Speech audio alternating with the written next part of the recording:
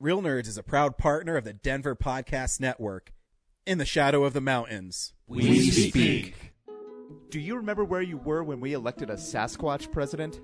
How about when you learned Ben Franklin was a robot? Or first heard Stalin's mixtape? I'm Zach Powers. I'm Brian Flynn, and we host The Revisionists. Each episode, one person explains real history and another tells an alternate version. And the winner becomes the truth. We let comics from Denver and around the country run wild through history. It's an in-depth look at history, but with more Babadooks.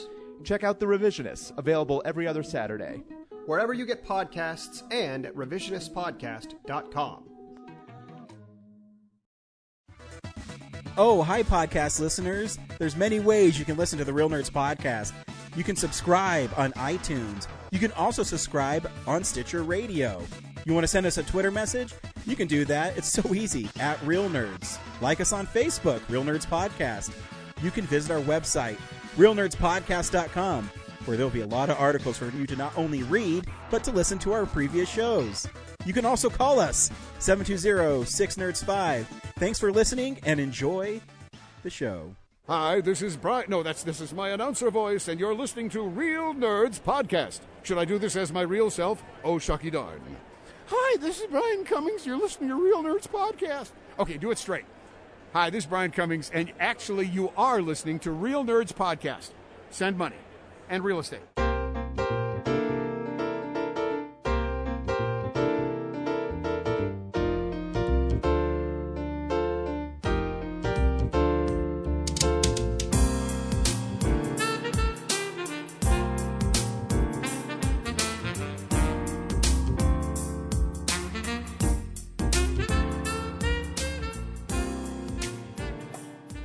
Welcome to another Real Nerds Podcast interview from Denver Pop Culture Con 2019.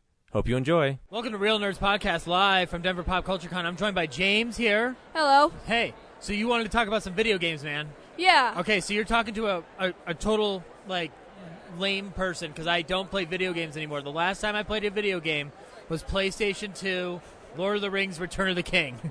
So I've got a lot of catching up to do. Give me some catch-up. What is hot in the gaming world right now? So currently, Call of Duty has announced their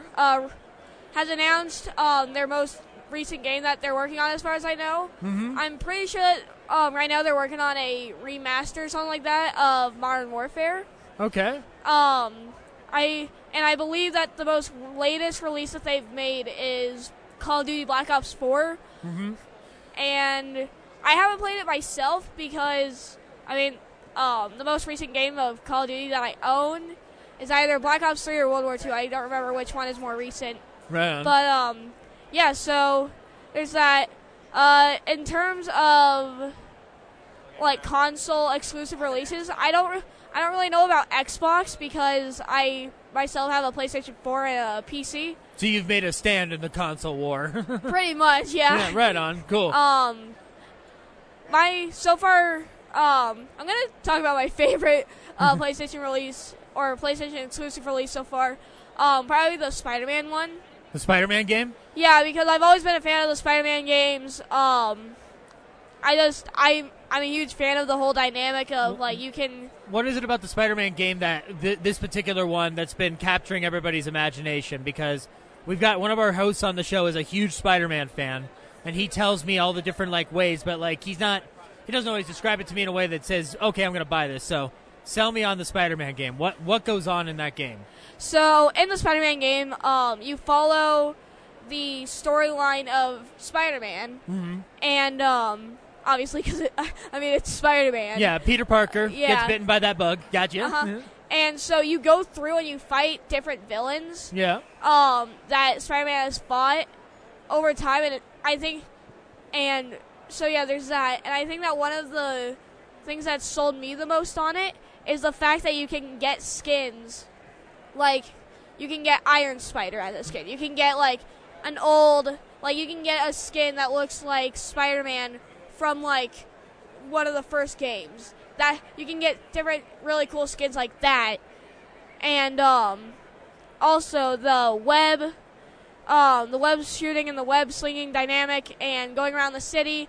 I think that's something that's really being, I think that's something that I don't really know the word for it, but like I think that's one of the main reasons why it's being sold so much is just because it's bringing a more modern twist to previous Spider-Man games, and you can, be as if you're actually Spider-Man, and you can go around the city getting objectives, and like, there's many gaming channels that have played Spider-Man, and so yeah, that's really cool.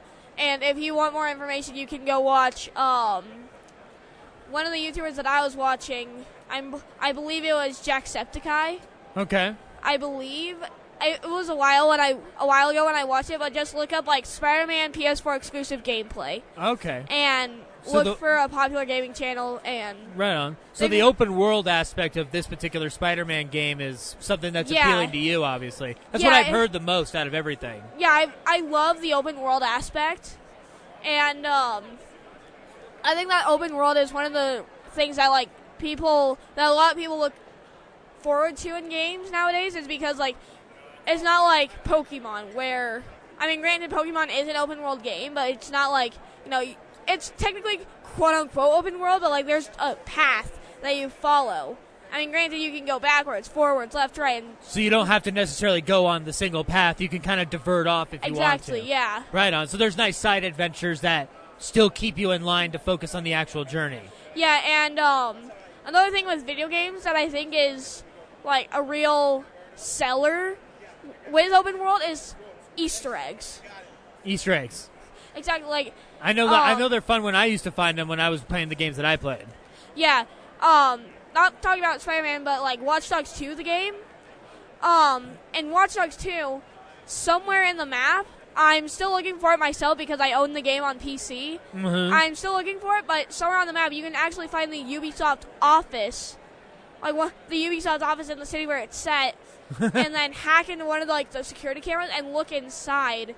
And I think that's just really cool how Easter eggs have developed from I believe from the very earliest Easter egg, which was in a game where developers didn't really put their names into their games. Right. It was mainly just, here's the company it's made by. Yeah. There's a game that if you go into it and then go a certain area, it literally shows you made by and then the developer's name, which I think is probably one of the very first Easter eggs.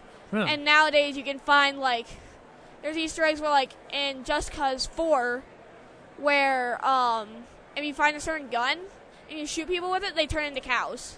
Oh, really? And they don't just turn into cows and then poop.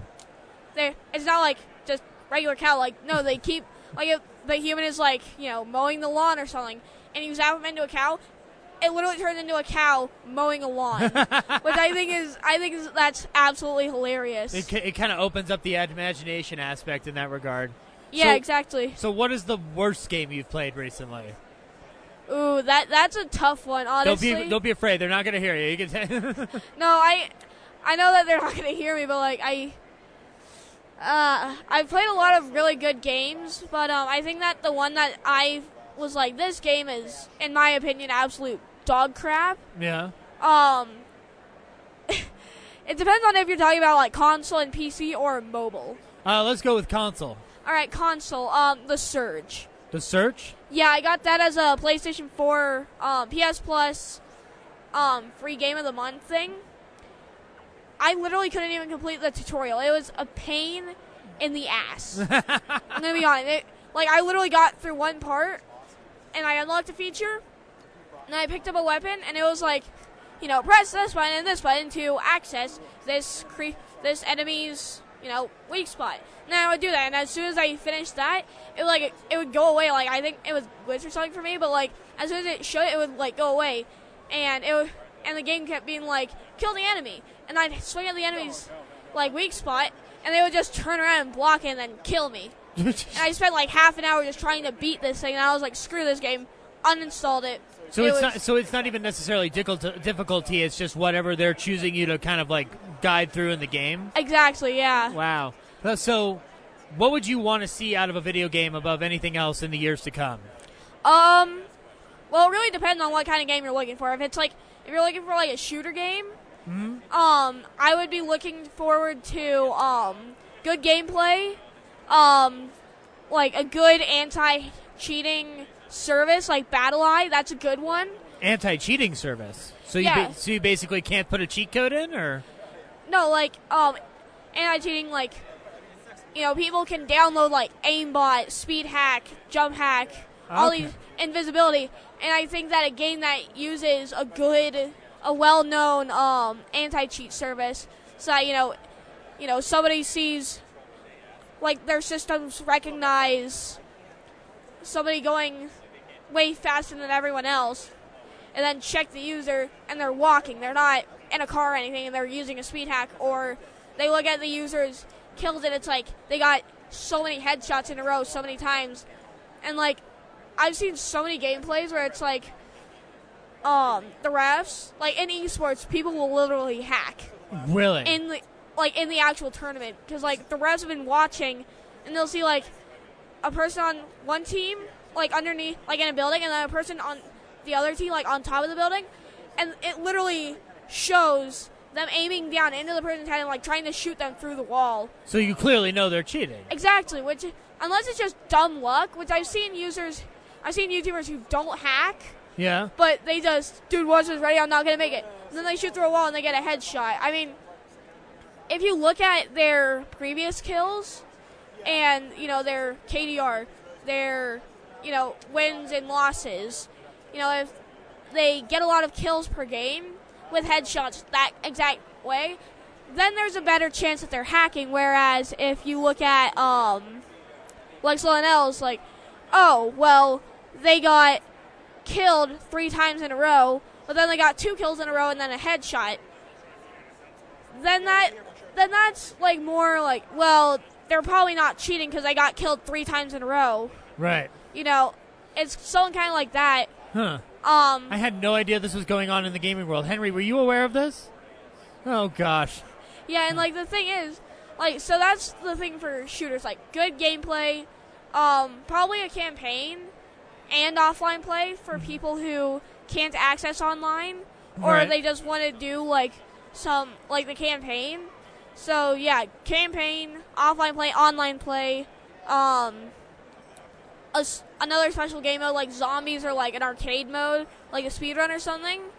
And then a good array of guns, good balanced guns. Like, granted, I know that it's hard to make a balanced gun. Like, with a shotgun, you have to make it so, like, at really close, it's a one-shot kill, but from really far away, they can't even hit. Or Right. it's a very low damage hit. Because, with a shotgun, I know that there's some games, like, if you take, like, the most inaccurate shotgun and then put, like, a 6x scope on it, you can get headshots like if it was a sniper. But So this is something that needs to kind of be better resolved. exactly, and like I said, I know that it takes a lot to make a gun very balanced, but like if a game has very well balanced guns and they keep doing events and adding stuff and this and that, but pretty much all I'm trying to say is make it a good game. But look at Fortnite and don't do what they're doing. Like, what they do is they add new stuff every, like, 12 hours. Or they cycle through old stuff every 12 hours. They do limited time modes and they add, like, all this random stuff. And, like, it's just, I don't like it because it used to be fun. It used to be, like, people actually being good and trying at the game. Now it's just people who stream and have their sensitivity really high, and they have all these different key sets, and you shoot someone with a pistol, do 1 damage, boom, next thing you know, you have a giant tower in front of you. And that's just not fun. Yeah. But so yeah, a good fun game, and look at what people want and implement that. Right on. And like instead of for shooter, like for open world games, Yeah. make it so that like there's Easter eggs, there's like quests, like Skyrim, GTA, Minecraft. Okay. And if you're gonna make a game like a survival game like Minecraft, Uh-huh. depending on if you want it to be hard or easy, make it easy to play or hard. Like Minecraft, for example, like is supposed to be a casual survival game. You know, you're not trying to make teepee huts to survive for a night. You know, it's not like what's the game? It's not like Rust, right? Where you have to make this tool to make this tool to make this tool. You know, you don't make a basic boat to make a ship, to make a giant battleship. You know, in Minecraft, you can do creative or survival. It's easy to figure out what stuff is. Like, oh, I want to make an end portal. Right. And you can look in the recipes, and it'll be like, oh, you need this, that, blah, blah, blah. And so, yeah, just make it fun, make it easy or hard, depending on what kind of game you want. You just looking for an ultimate experience at that point. Exactly, yeah.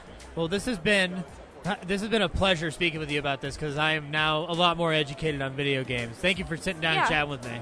Awesome. Thank you for having me. This has been Real Nerds Podcast live from Denver Pop Culture Con, signing off.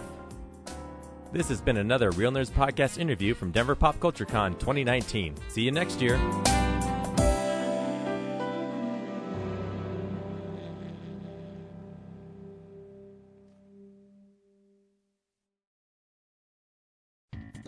Thank you for listening to this episode of Real Nerds Podcast. Real Nerds Podcast is a production of Nebulous Visions Multimedia. Thank you to Sparks Mandrill and Plan 9 Studios for our kick-ass theme song. Also, if you're in the Denver area and you're looking for a cool place to see movies, we see them at the Alamo Drafthouse in Littleton and now also in Sloan's Lake. Thank you to Colorado Coins, Cards, and Comics for supplying us with all our comic needs, especially you, Andrew. You know who you are. And a big shout out to James's mom. I'm giving you an electronic hug that you can feel through the airwaves. Thanks for listening, and have a nice day.